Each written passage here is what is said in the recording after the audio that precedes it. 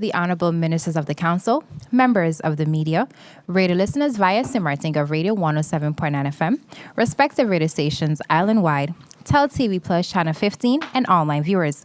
I'm Rolika Roach, and welcome to the live Council of Ministers press briefing for today, Wednesday, July 30th, 2025. At this time, I would like to invite the Honorable Minister of Justice, Natalie Tacklin, to address you. Minister Tacklin, you have the floor. Good morning, Honorable Prime Minister, members of the press, the staff of CoM, and the people of St. Martin. The mission of the Ministry of Justice is clear: to uphold the rule of law, ensure public safety, and protect the fundamental rights of every person on this island. Over the past months, we've been focused on laying the foundation for long-term change, strengthening our institutions, modernizing outdated systems, and addressing deep-rooted challenges across the justice chain. That mission takes on a special meaning today as we join the international community in observing World Day Against Trafficking in Persons. This year's theme, Human Trafficking is Organized Crime and the Exploitation, reminds us that this is not just an individual crime. It is a coordinated, well-financed, and deeply rooted operation driven by criminal networks that thrive on vulnerability and on silence. Here in St. Martin, we're not immune. Our open borders, our busy tourism economy, and constant movement of people create an environment that traffickers seek to exploit. Human trafficking often hides in plain sight through forced labor, sexual exploitation, coerced criminal activity, and increasingly in digital spaces where victims are lured and controlled online. We have seen signs of this here at home. And this is not just a global issue, it's also a local one. This is why awareness, vigilance, and community responsibility are essential to ending exploitation. Earlier this year, we launched the See Something, Say Something campaign. It was designed to empower every resident to speak up when something doesn't feel right. If you suspect that somebody is being trafficked or being exploited, please take action. You can call 9300, or you can visit our website, which is www.nrc.sx, to report or learn what the signs of this can be. So again, that number is 9300, and the website is www.nrc.sx. Your voice could be the one that helps save somebody's life. At the ministry, we're doing more than just raising awareness. We're aligning our policies and partnerships to respond to trafficking as the organized crime that it is. We're strengthening our law enforcement capacity through training, interagency coordination, and planned investments in specialized units. We're actively improving immigration enforcement, we're modernizing our border security systems, and we are working closely with our French counterparts, our kingdom partners, but more importantly also our regional partners in the neighboring islands. With them, we share intelligence and we carry out joint operations. As the UNODC reminds us, criminal networks do not respect borders, so neither can our response. We're also expanding our rehabilitation and reintegration framework because survivors of trafficking, especially those that are forced into criminal activities, must be treated not as victims rather than as perpetrators. Still, enforcement is only part of the picture. Prevention is just as critical. This is why I want to speak directly to our community organizations, especially those working with the youth, vulnerable populations, and in crime prevention.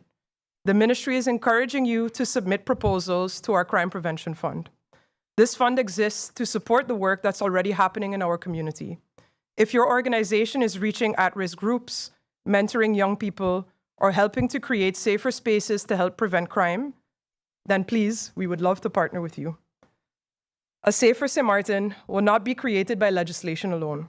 It must be built through fair laws, strong institutions, trained professionals, engaged communities, and a justice system that protects survivors and holds traffickers accountable. The ministry, through the St. Martin Police Force, has intensified island-wide safety and crime prevention controls as part of our broader strategy to tackle the recent rise in armed robberies and drug-related offenses. These efforts are not isolated. They are aligned with the ministry's commitment to strengthening the overall public safety and enforcing the rule of law. Between July 25th and 27th, more than 40 vehicles were stopped and checked at key locations across the island. These controls resulted in several fines for traffic and criminal violations, the confiscation of narcotics, and at least one instance that now requires further investigation by the police. These actions reflect our clear and deliberate zero-tolerance stance. These controls are ongoing, and they're part of our mission to create safer communities and restore public trust. Proactive enforcement will continue across St. Martin, and the public is urged to cooperate, remain alert, and report suspicious activity. The safety of our communities is not negotiable, and our enforcement will reflect that. I want to end by saying that on this day of awareness and action, let us keep in mind that crime, specifically human trafficking, is not isolated. It's organized, it's complex, it's violent, and it thrives on systems that are weak. So that is why we're strengthening our systems, investing in prevention, and asking you, our community, to stay engaged and cooperate with law enforcement. Let's protect those who cannot protect themselves. Let's confront exploitation wherever it hides. Let's work together to ensure that in St. Martin, nobody is invisible and that nobody is left behind. Again, if you see something, say something. Thank you, and I remain available for any questions from the media. Thank you, Minister Tacklin, for your opening remarks. At this time, I would like to invite the Honorable Prime Minister and Minister of General Affairs, Dr. Luc Marcelina, to address you. Prime Minister Marcelina, you have the floor.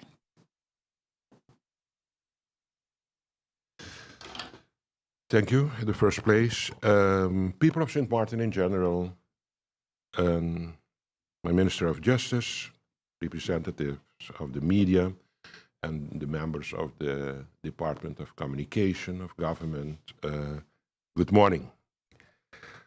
At the first place, of course, the GEBE is actually still a topic in our community. At first, as you know, I have requested the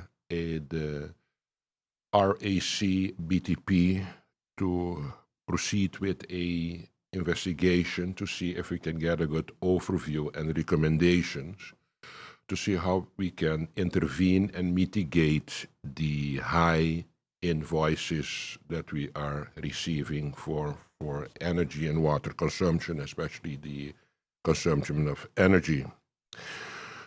The RAC and BTP came with a report of 40 pages, as I have discussed already, with some recommendations in a way to see how we can mitigate the high price of energy for the people of St. Martin that are really at this particular moment in a challenging situation.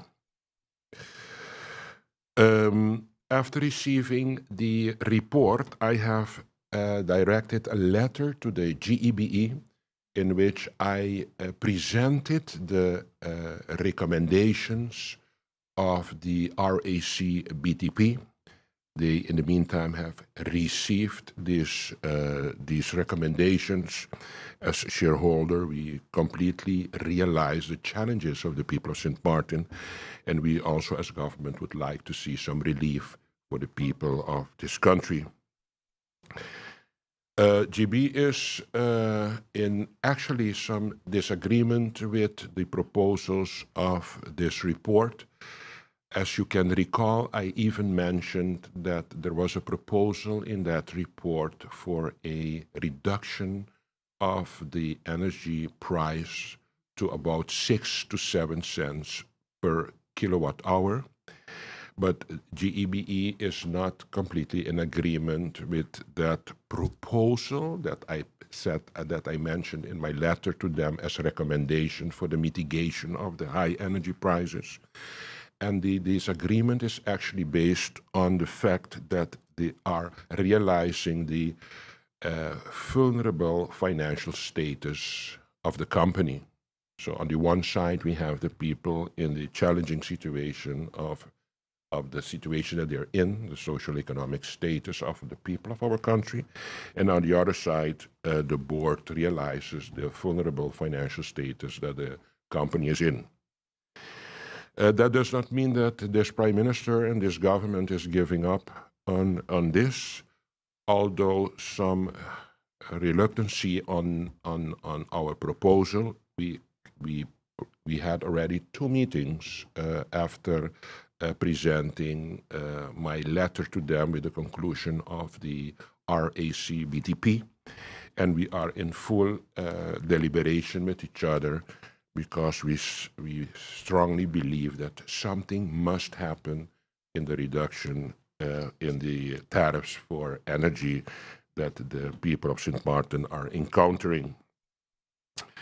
GB said also that they didn't get a full hold and understanding how the RAC BTP came to that specific conclusion of the 6 to 7 cents, and they decided to do their own re-investigation of what the RAC BTP did. They want to do their own analysis parallel to what the government had requested RAC BTP to do, realizing actually that BTP is actually the authorized entity to have a saying in the regulation of the prices of energy consumption. So I immediately reacted also with a letter to the board, supervisory board of GEBE, for them to inform me immediately about the outcome of their report, of the analysis of how they come to the conclusion that the end conclusion of the RAC BTP was not completely correct. Of course, I'm very curious to know the outcome, the conclusions of their own investigation that they are busy with, and I requested already for them to immediately inform me about their report. That's one. We are still in full open discussion with good understanding with GEBE, realizing though that there is some discrepancy in interpretation of the report and that they want to do their own report analysis of the tariffs. But we are continuing deliberation because as a Prime Minister and this government especially really believes and understands the challenges of the people of St. Martin. And as of day one, I committed to the people that I will do my utmost best to give the necessary relief, realizing the challenges that our people are going through at this particular moment. Secondly, I have realized in Parliament that members of Parliament were constantly coming up with a statement about a double taxation on the fuel transactions that are taking place on the island, and that it's with conviction they sold it to the people that there is a double taxation and something should be done there to get some gain to actually use it for the reduction of the energy price that the citizens are encountering. Of course, we did, and I did, the necessary investigation, and it's completely not true what the member of parliament or members of parliament are suggesting. And I will explain that. In the law, there is a TOT, a turnover tax, from, for example, Sol, that is going to sell the fuel to gas stations. In the Landsverordening, the national ordinance, stands indeed that if Sol sells to gas stations, there is a TOT that Sol has to contribute to by that sale momentum. Once the gas station receives that fuel and sells it to the consumers, the gas station also has to pay a TOT on that transaction, and that is the double transaction that the members or member of parliament is constantly hammering on. But for the same, in the law stands that there is an exemption on the TOT once Sol sells the fuel to GEBE for energy generation. So there is no TOT in the transaction of selling the fuel to GEBE for energy production for the country. So that double TOT statement constantly made in Parliament is not applicable for the fuel that is being sold to GEB for energy consumption. With this explanation, I hope that this discussion can come to a rest now, because it's, of course, I hoped that the Member of Parliament was right, because I would then immediately do something with this TOT to give the alleviation necessary to the consumers. But unfortunately, it's a misinterpretation of the Member of Parliament. This double taxation is for the fuel consumption at the gas station, but it is not the fuel that follows the route to GB for energy production for the community. So I hope with this explanation, this discussion is out of the world. There's two. Recently also, very correctly, the Minister of Tiat made some statements in the media concerning the registration of ships under St. Martin flag. And I want to commend her for the very firm positioning and stance she had on this topic, because we know that St. Martin does not have a ship registry. It's very, very evident. So, but we have discovered recently, again, on the international market by seafarer credentials and vessel registrations via the St. Martin flag, while this is fraudulent and not correct. I want to recall, and the Minister of Tiat said it also, in 2020, we already got some signs, indications that there were some fraudulent documents about registration of ships under the St. Martin flag. And in that time, correctly, the government took some steps to analyze what was going on, and they contacted the Caribbean Memorandum of Understanding, that is an organization that concerns about the registration of ships in the Caribbean. And also the International Maritime Organization has been contacted in that time, that is the IMO, International Maritime Organization.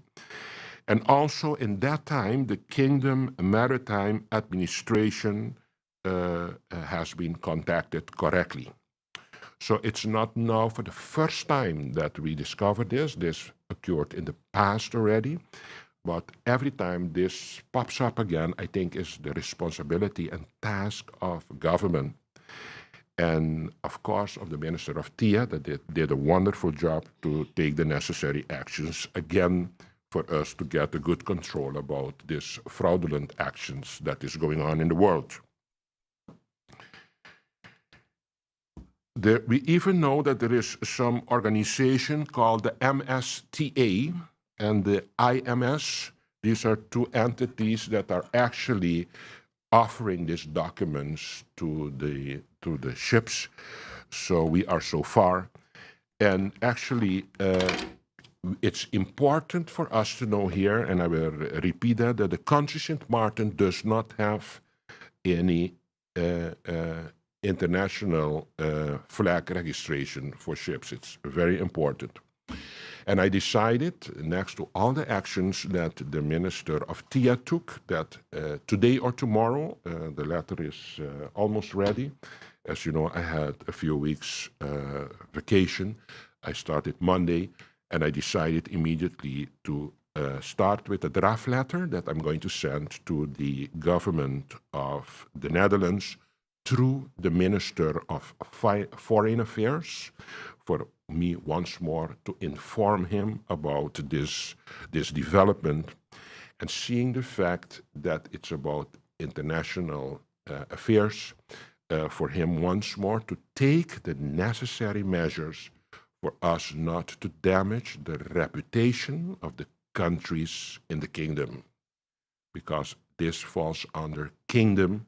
And I think it's important for the Minister of Foreign Affairs that actually we fall under. As you know, we have the autonomy, but we do not have the autonomy for defense, for foreign affairs, and of course for nationality, for passports.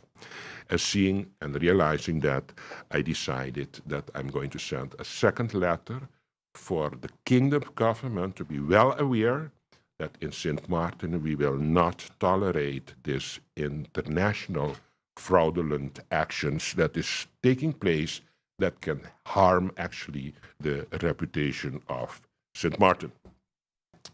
That is that. And further, we have here the CCSU, as you know, is the Committee of Civil Servants Unions. This platform is vital to ensuring fair and progressive benefits for civil servants. It is a committee that falls directly under the authority of the Minister of General Affairs, in this case under the Prime Minister. This committee is paramount for bringing the issues and desires of the Union and their members to the attention of the Minister of General Affairs. These issues and requests can be vetted with priority and result in better working conditions and packages of remuneration for all civil servants, including teachers and justice workers. At this moment, and that's why I'm using this platform now, because I think it's important committee, this CCSU, I would like to make use of this opportunity that to inform that there is some vacancies at this particular moment by the CCSU, and the vacancies are about a secretary, a deputy secretary, and a deputy chair, that we need applicants now for us to fill in the vacancies in this committee, because I really think this committee is of extreme importance for the functioning of the government apparatus. So I would like to recommend and advise everybody that is interested in this CCSU for them to apply. And we can do that through the email of pmcabinet@stmartengov.org. So everybody that is interested to occupy one of these vacancy positions, I advise them to send an application through pmcabinet@stmartengov.org. That is for now what I have to share with you. Looking forward to your questions. Thank you very much. Thank you, Prime Minister Marcelino, for your opening remarks. If you have just joined us, you are watching the live Council of Ministers press briefing for today, Wednesday, July 30th, 2025. We now move on to the question and answer session, and Bibi Shaw of SMN News, you have the floor. Good morning, Relika. Good morning, colleague ministers. Good morning. Good morning. Welcome back, Prime Minister. Thank you. Talk to you first. As clarification before my question, GEBE, they said they're going to be conducting their own investigation or analysis to find out how they can provide some sort of relief. Months ago, I did write an article that they stand to lose money, they claim. Do you know how long they will take to do their own analysis, and when exactly the people can expect some kind of thing from them? And my question to you, Prime Minister, I think you were off island at the time, and quite some robberies took place in the Indian stores in town. Some members of the business community, I don't want to say IMA because I know the board was not involved, met with the Minister of TIAT, acting Deputy Prime Minister at the time, sharing their concerns about the safety and security of the country. And you can see I skipped the Minister of Justice because I know safety and security falls under the Prime Minister. Very so good. I'm going straight to the Prime Minister because I also know that they're asking for assistance from VKS. Yes. Very good. Where are we on this? Have you taken some kind of measures to restore some form of law and order in the country? Of course. Two very good questions. The first one, GEBE told me that they are pressing to get this report as soon as possible.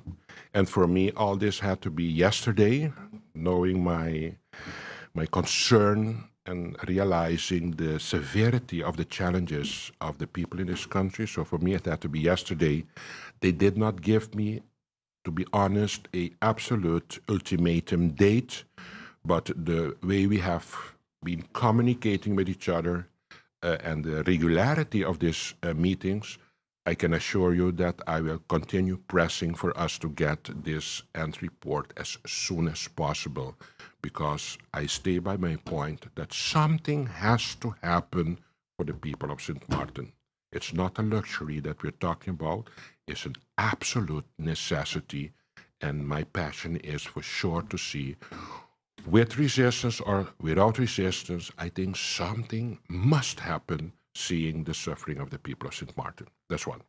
Second thing, concerning the safety and security of the country, I received from the IMA, though, a letter with concern for the safety security of Philipsburg. I did receive the letter under the title of IMA, the IMA. Concerning, there is an increase in general of criminality actions in our community.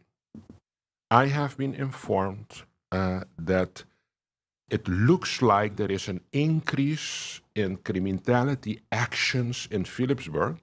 For example, now that we had 2-3 of them following each other on a short term, it creates the impression that it's increasing if you look at the overall incidents over a year, for example. And we cannot draw that conclusion for Philipsburg. That does not mean that we are not worried that these actions are taking place in Philipsburg, but it's not the correct conclusion to say that there is, for Philipsburg, an increase in these incidents in town. That is not the case. But still, I acknowledge that it's worrisome that these incidents happen in Philipsburg.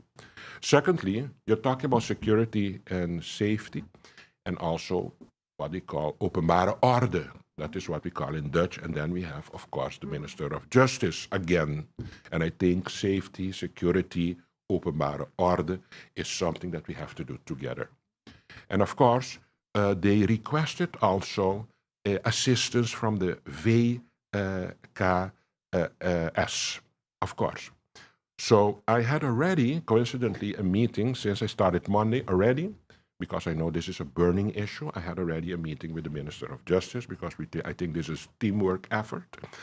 And we decided that we are going to approach, of course, the VKS in combination with, of course, the police for the openbare orde, as we call them, to see if we can do something to contribute to prevention of these incidents. On the other hand, you have to realize, as I said, there's not a significant increase in the incidents for Philipsburg. Criminality incidents is around St. Martin and not only Front Street, Back Street, and Boardwalk. We have to understand that good government has a general responsibility for safety and prevention in our country.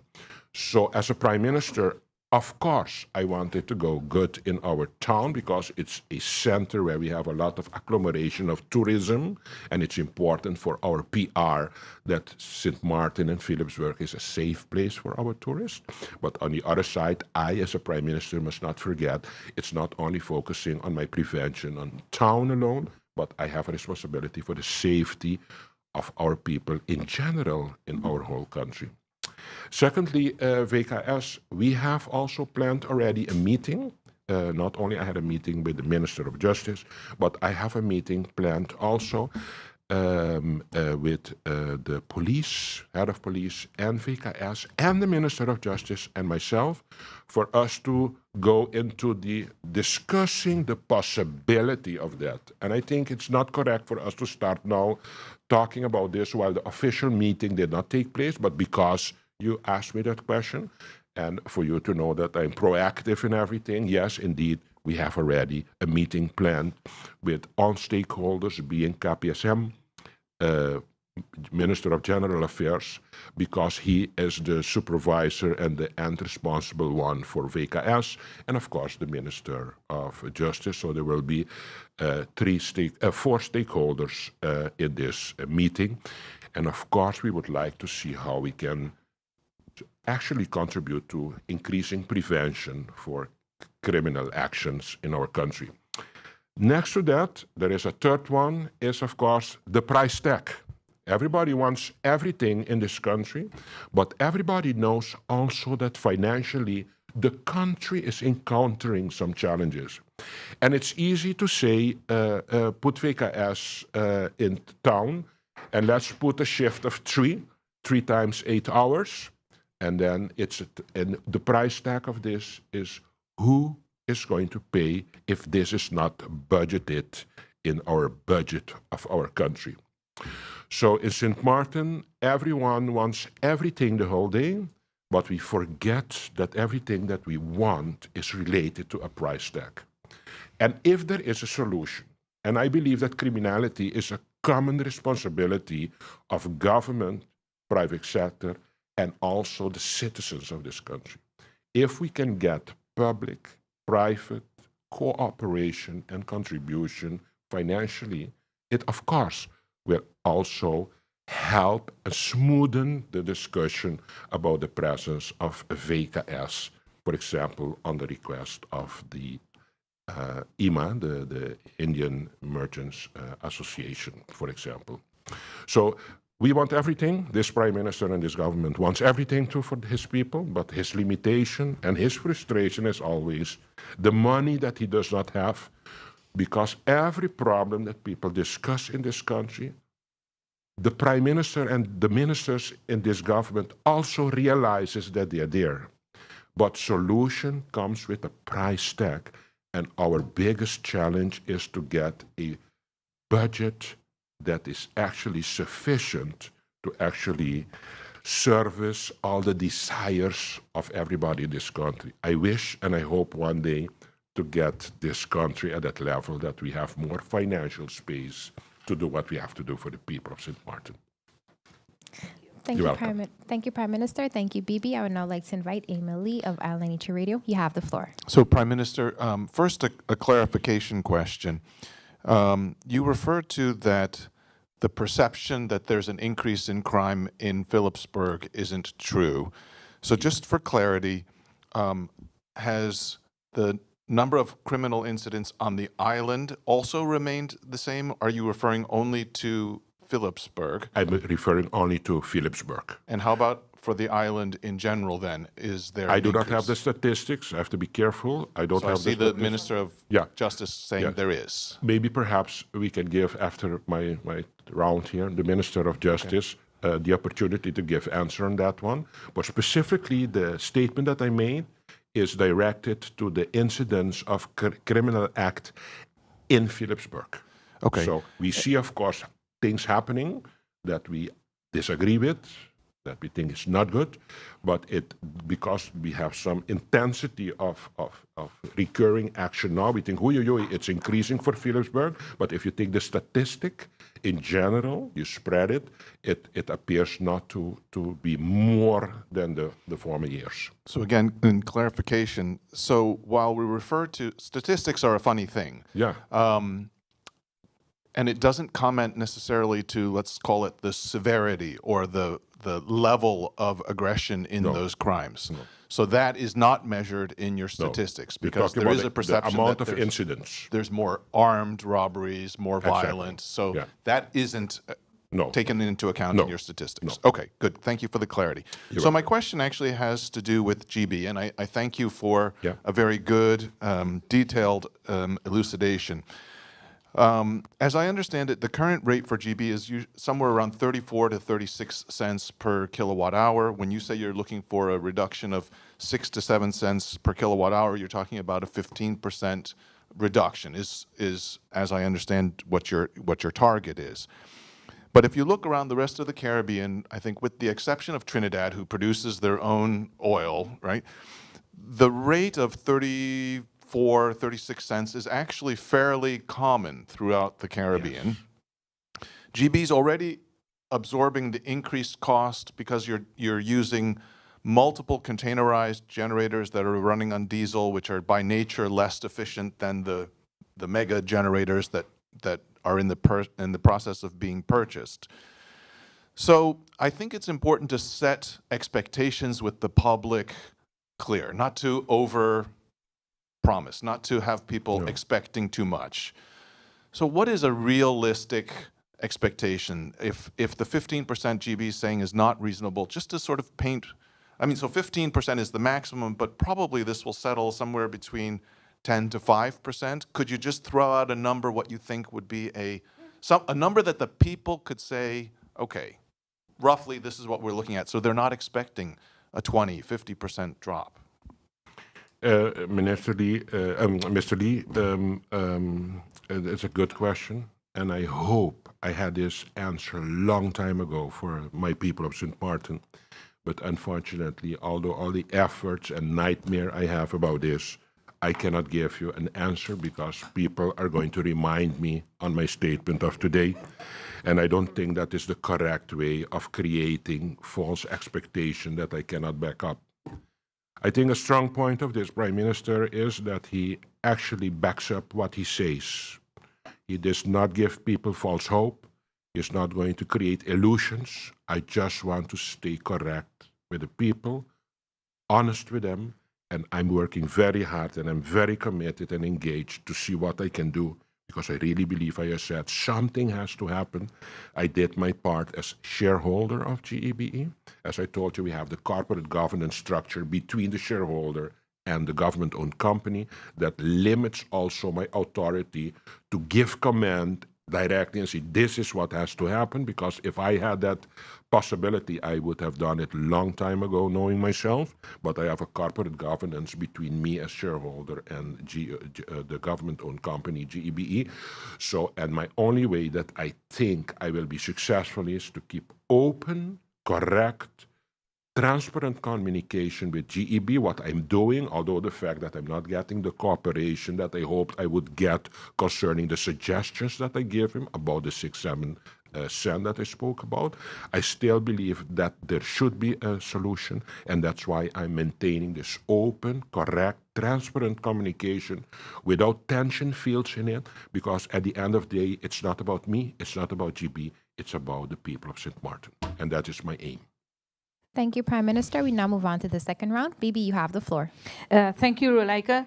Prime Minister, I continue with you. I will ask you for two updates. Can you give me an update on the sexual harassment investigation that were undertaken by government and PNO, or who all the stakeholders are? I'd like to know also exactly how many cases are being investigated, how many cases of sexual harassment. And another update I'd like from you, Prime Minister, is the case involving the father and son that came to the government building a few weeks ago. I think you had told Parliament that this matter is being handled. Since my colleague here was a minister, I wrote umpteen amongst the stories about this case, because we all know it's going in its 11th year since we have this child that is suffering. But up to today, I spoke to the father up to this morning, he's still here and still doesn't know exactly when he can be transferred to Holland. My information is telling me also that the St. Martin Medical Center that is culpable in this whole situation with the child, with malpractice, whatever, is not even cooperating to give a referral letter for this child. Can you share as much information as you can? I know it's a private case, but if you can share some information with us. Yes. Maybe the deal that has been made between SZV, myself as Prime Minister, and the Minister of VSA, because after that incident, as Prime Minister, I say, this is not good what is going on here. So I called in all stakeholders, being the father, SZV, the Minister of VSA, and myself. We sat on the table and we discussed what has to happen for this child. And I do believe that we are still on track with the organization for this child to go to the Netherlands. As you said, it's many years ago that this incident happened. To solve the problem, for this child, it does not contribute to a solution to go back in time and start arguing what happened or what didn't happen. I'm now the Prime Minister. I'm confronted with the situation, and I agreed with all stakeholders in that meeting that the solution for this is that this child will go to the Netherlands, and everybody on the table at that particular moment agreed upon that, and at that moment I delegated it further to SZV, also the doctors involved in organizing the mission for the child to get to the Netherlands were also on the table that day. So in principle, we are working on it for this child to get to the Netherlands. And coincidentally, as I told you, that I started working Monday, but as you know, after a few weeks not in office, I came back. I got a lot of things pending. And one of the homeworks that I had for myself is to ask the Minister of ESA personally for an update, but I didn't get on the moment to get that opportunity to ask him, what about child, that child that was a topic of the community recently. Maybe I can give you the guarantee, as long I am here, this child is going to the Netherlands. Okay? The sexual harassment case? Yes, sorry. The sexual harassment case is the P&O makes a analysis investigation. That I'm informed of, that the report has been made, and the report goes to the minister responsible for the ministry where that happened. So the report goes to the Minister of VSA in this case, and I understood that the report is now on the desk of the Minister of VSA. The ultimate decision is the prerogative of the minister in which ministry that incident took place. So I cannot overrule that minister because it's in his ministry. He got the report. He is actually now processing that report, and a solution decision will be taken by the Minister of VSA concerning. He is the minister with the ultimate authority to take a decision. What he has to do is he has to receive the report, and it's done by P&O in this case, but P&O will do it for all ministries. That is how it works. And with the report of P&O, he gets it. He can agree or disagree with the report, but at the end of the day, he has the authority, the prerogative to take the decision that he thinks is the best to get to a solution for this problem. So I'm awaiting now his ultimate end conclusion, and as I told you just now, I didn't have the opportunity yet to ask him where he is standing in that. And by the way, I did not receive the report because the report goes from P&O to the minister in which ministry it took place. What I wanted to know is how many cases exactly, because I am hearing there are more than one filed by the prosecutor's office. Yes. I cannot tell you exactly the amount, but I want to inform exactly for maybe perhaps one took place yesterday. I don't know. So I can just throw a figure that is incorrect.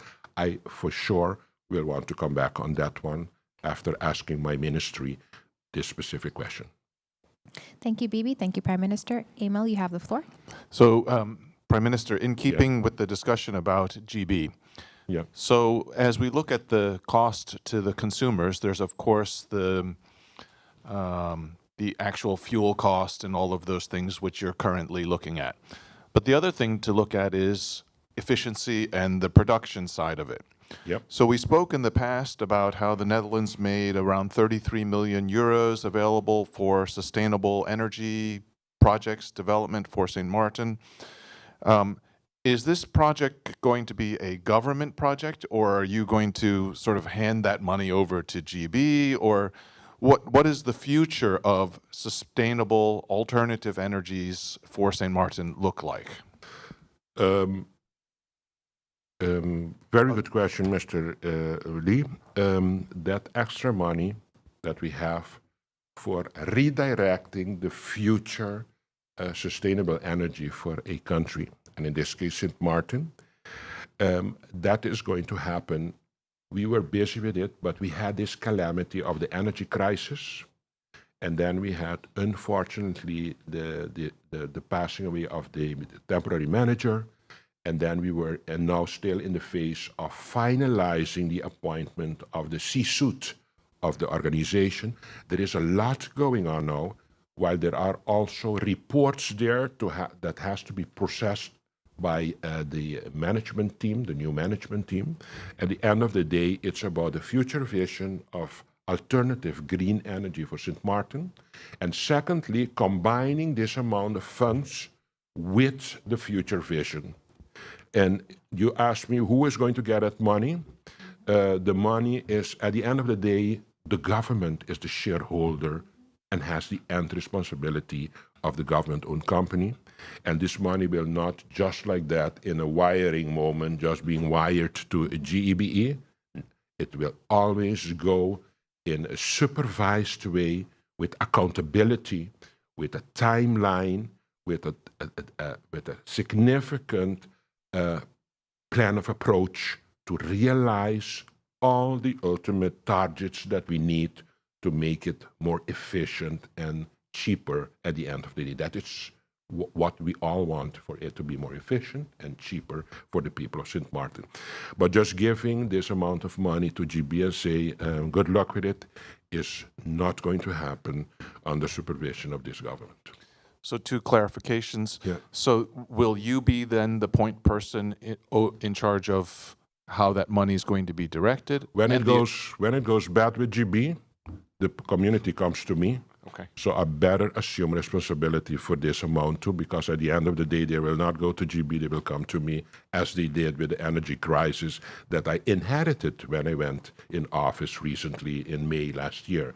So seeing the fact that always I'm the last one and the first one to approach when things go bad by GB, that means that I will have to draw my conclusion also and say, okay, if I'm the one with the broadest shoulder, let me also be brought in managing financial aid to GEBE for us to guarantee an effective way of dealing with community money. Let's put it that way, for wherever that fund comes from. At the end of the day, it's the people contributing for us to have energy. So we will make sure that we have a supervised approach towards whatever funding goes to GEBE. And the second point, in your previous statement, you'd mentioned you'd have the Minister of Yes. Justice make a statement about Minister? what was happening with crime in general on the island.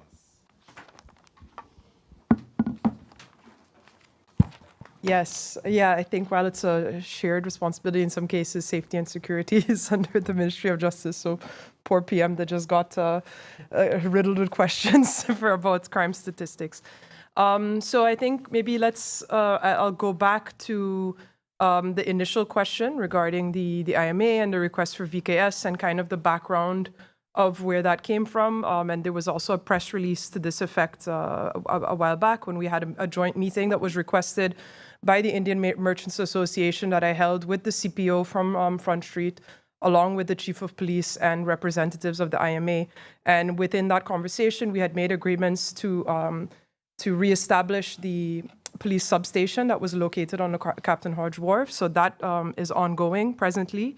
And as we all know, after Hurricane Irma, that space was badly damaged, and it's not actually property of the government. It's actually property of the port. And the port has now agreed, to make the necessary repairs to that space. So as a result of that, then the CPO from Phillipsburg will return back into there instead of being in the police station where they are now. And then as part of that discussion, the IMA had also indicated that they would like to see some type of VKS presence within town as well. As a response to that, the Ministry of Justice indicated that the Minister of Justice doesn't have any say regarding VKS, and that would be a discussion that would have to be held, with the Prime Minister. And as the Prime Minister just said, we're planning to have kind of a meeting with multiple stakeholders to see what is possible, because again, the VKS is also quite limited in their manpower currently. We see it at the prison and the assistance that they give us there. Their assistance isn't free, as the PM also noted. And of course, many VKS officers have day jobs. They have other jobs during the day. So that's why I think it's very important for us to have this, to have that meeting and to really see what is possible. And as the Prime Minister noted, this came out of a discussion that we had yesterday. Yes, we do see a rise in crime around the island. I asked the police yesterday to make an overview, kind of a historical overview, not just of robberies with the use of force or with weapons, but also just crime in general, so that we can have a forecast and look back and see, okay, over the past 5 years, what are we seeing? I think oftentimes, we've gone through periods, especially in Front Street, where there's always ebbs and flows, where there's times where we see a lot happening and then it gets very quiet for a while. And then suddenly a year after, you'll see little peaks and drops. And in that, one of the discussions that we continue to have with business owners, regardless if you're in Front Street or somewhere else, because we see, as we saw a couple of weeks ago, what can happen in other parts of this island as well with the robbery that happened at Simpson Bay Resorts. It's important that businesses also take their own security into their hands. It's not the responsibility of the government to, of course, we have a public order or responsibility, but we also encourage businesses to do what they can to ensure their safety and security as well. We've had the conversations very often about security doors, especially where you have highly valuable goods, within your store. We've seen some of the stores now have those security doors where you can buzz in and out. If you go to Goldfinger on the front side, you have that double door as well. So these are the measures that we also encourage. And we also see sometimes quite reckless behavior from store owners as well, where we see them trying to attack people coming into their stores. Again, your life is not worth the merchandise that's in your store. So again, we really urge everybody to continue to see how they can contribute to their own safety and security. I also want to really take the moment as well to really commend the police, because right now we have a very high success rate when it comes to catching and apprehending the perpetrators in these crimes. So maybe right now, of course, it's difficult for us to stop crime completely on this island. I would love for there to be absolutely no crime, but that would be us living in a utopia. But what is great for us to see is that more in the majority of these cases, we are apprehending the perpetrators and we are bringing them to justice. And it's important for us that we continue to do this. I understand that we have capacity issues with the prison. Of course, we have our new prison coming and we're doing what we can within the constraints that we have. But, I think it's important, and I talked about enforcement before this, and I've continued to say I want St. Martin to be a place again where we feel safe to live, where we feel safe to walk on the street, where we feel safe to do business, because a good place to live is a good place to vacation. And our residents, I think, need to come first in many instances. And we will continue to enforce, and we will continue to hold people accountable if they break the law. We can't continue in a land of lawlessness. And I think that we're taking steps, and we're doing very well to show that zero tolerance, and we will not tolerate anybody who comes here and thinks that they can break our laws, whether they're from neighboring islands or they're from our own neighborhoods right here. And I think that that's where we talked about having a lot to do as a community, when I think, we also, it's our values. And, it really hurts me when I see our own people committing some of these crimes. And I know that that's a social issue that we also need to deal with. And as the Ministry of Justice, we're doing what we can to, when it comes to crime prevention and investing back into the community. And again, I'll go back to my statement before about really wanting to fund projects through the Crime Prevention Fund, and looking forward to receiving some. We have some upcoming meetings now where we're looking at programs for schools or after-school activities that we're working with a couple different foundations to see how we can get some well-formed proposals off the ground to then help our youth and keep them off the street. Thank you. So with respect to the crime statistics, I will be following up with those. They told me it would take some time for them to be able to categorize and do that properly.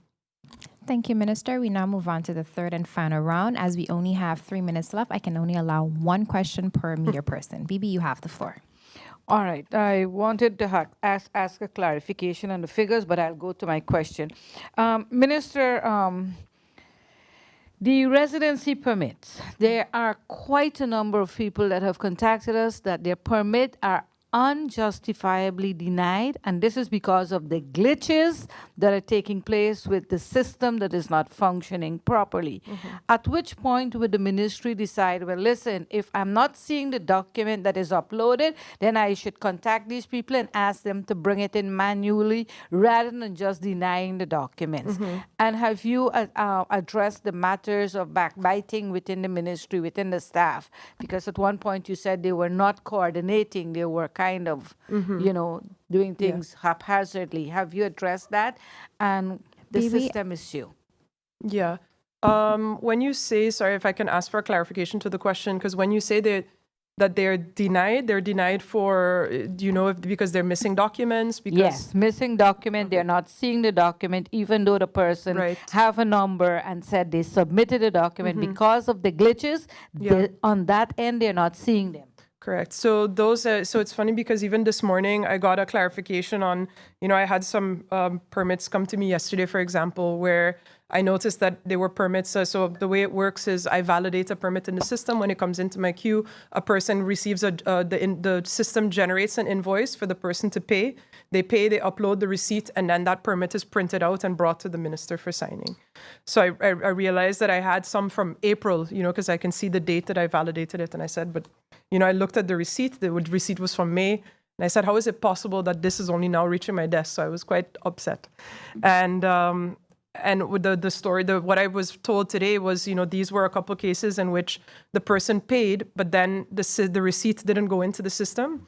And it was only until these people physically came into the office and said, but I've paid, look at my receipt right here, that then we were able to reconcile those files. So, and I understood also today, again, that we're having a lot of those issues. And, one of the things is immigration. And I always check, at least when I get a denial of, hey, but did you contact the person? Did you give them another opportunity to bring in these documents? And I urge individuals also to really double check that the email address that you put into the system is the correct email address. Or if that email address has changed, that you also come and say that the email address has changed. And there are a lot of things that are not working as they should in the system. And I've said that we are planning to integrate over to a new one. We were hoping that would take place in August, but I have to see how far we are because we've really been in the process of even kind of redesigning the formats for the permits, going through the requirement lists. We're trying to make the list more efficient, where sometimes we're maybe asking for too many documents. There's a lot of things that I see that I don't think make a lot of sense, and I think we're making people jump through hoops for no reason. So we're really looking at streamlining all the different processes. So it will improve. I know it's not improving at the speed that everybody would like to see, but of course, these types of IT fixes take time as well, and we want to make sure that when we roll it out, that it's working properly. So, one of the things that we want to do, for example, right now for the new system, once that's launched, is that all your permits will be in English instead of them being in Dutch, because I think, especially when you're looking at your issuing permits to foreigners that contains language on it, that if they don't adhere to, that they get into problems. And I think then it's only fair for us to issue those permits in English to make sure that they understand everything. I think at least if it's in English rather than Dutch, that even I know we do have people that don't speak English as well, but I think at least that's easier. So we're working on that and also at streamlining issues within the department as well. Thank you, Minister. Emma? So actually, I will kind of tag along on my colleague's question. One of the things that you hear very often is that as people apply for permanent residence, it comes back with you have a gap in your residency. But one of the things that I've heard is that they've applied for their work permit on time, but because VSA was too slow granting the work permit and didn't comply with their time frame as per law, they can't apply for their residence renewal until they have their work permit. What would you do in that situation? If the individual applied timely and correctly, submitted their documents to VSA, but they didn't get their permit in time, and therefore it delayed their request for residency, and then they get a gap, and then they can't become permanent. How would you, as minister, handle that? I mean, I think one, of course, I'm putting on my lawyer hat here for a second as well, and not necessarily my minister hat. everybody has an opportunity to object or appeal any decision made by a government body. I think in this case, when it comes to that gap, a lot of times what I see too in permits is you will already have on that permit, you'll see the dates that are relevant. Let's see, you'll see your history on that permit. And it's not, and already they would see the gap from before, but it's only until they go and request that permanent residency that then immigration says, oh, but okay, you had a gap in permit number 3.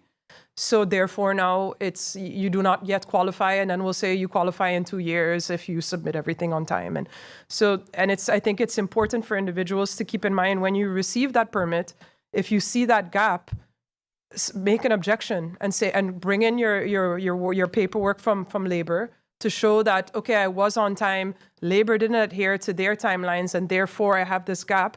And then, of course, based on that, the Minister of Justice has discretion to say, okay, well, I will waive this gap because I understand that situation. But don't wait until 3 years later. I think it's important to keep an eye on it at that point and then file an objection and then see if we can make it, if we can fix that in there.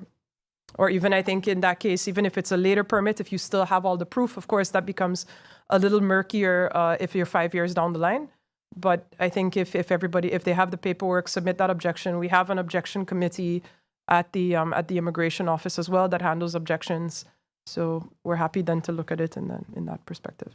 But the minister does have that authority in some instances, if it's justified, to waive the gap. Thank you, Minister Tacklin. Members of the media, this does bring us to the end of the question and answer session. Any further questions can be sent to the Minister's Cabinet in writing. Honorable Ministers of the Council, members of the media, radio listeners, and online viewers, this brings us to the end of the live Council of Ministers press briefing for today, Wednesday, July 30th, 2025.